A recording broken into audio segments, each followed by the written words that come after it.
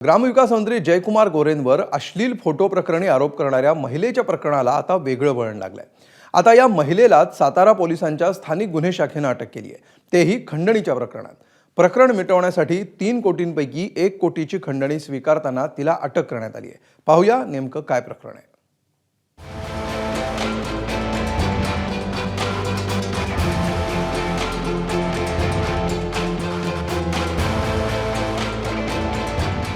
या नोटांमुळे राज्याचे ग्रामविकास मंत्री जयकुमार गोरे यांचं नाव पुन्हा चर्चेत आलंय।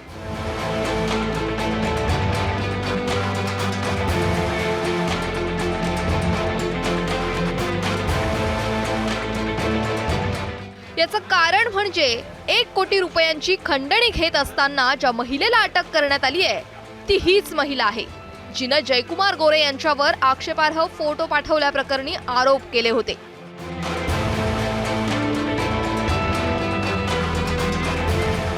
जयकुमार गोरे यांच्यावर आरोप करणाऱ्या महिलेने हे प्रकरण मिटवण्यासाठी 3 कोटी रुपयांची मागणी केल्याची माहिती मिळाली आहे आणि सातारा पोलिसांनी या महिलेला 1 कोटींची खंडणीची रक्कम स्वीकारताना रंगेहात पकडलाय।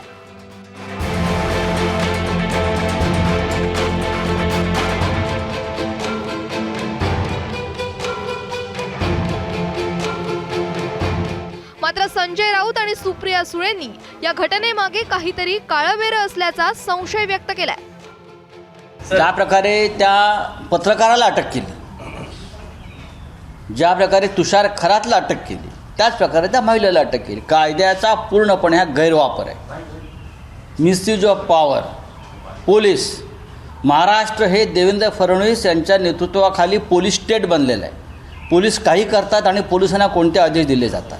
1 कोटी रुपये त्या महिलेला दिले, 1 कोटी रुपये कॅश देणाऱ्याकडे आलेच कुठे? ह्याच देशाने, ह्याच सरकारने, ह्याच डबल इंजिन सरकारने नोटबंदी केली ना। एक तर या महिलेने नक्की मागितले का सरकारचा काही खोटा नाटा खेळ आहे हे स्पष्टीकरण सरकारला द्यायला लागेल।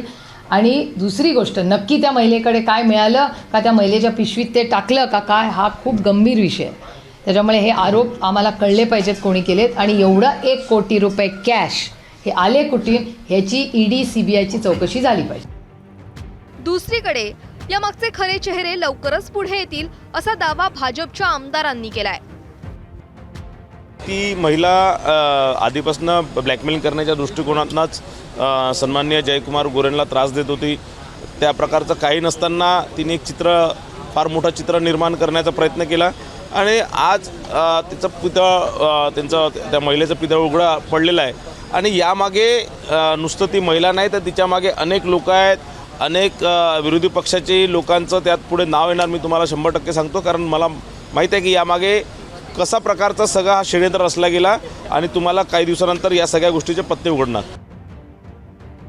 राज्याच्या अर्थसंकल्पीय अधिवेशनाच्या पार्श्वभूमीवर ठाकरेंची मुलूख मैदानी तोफ संजय राऊतांनीच हे प्रकरण समोर आणलं। त्याचवेळी आरोप करणाऱ्या महिलेनं पुन्हा पुढे येऊन जयकुमार गोरे यांच्यावर आरोप केले आणि याच प्रकरणात लयभारी या YouTube चॅनेलचे पत्रकार तुषार खरात यांना अटक झाली।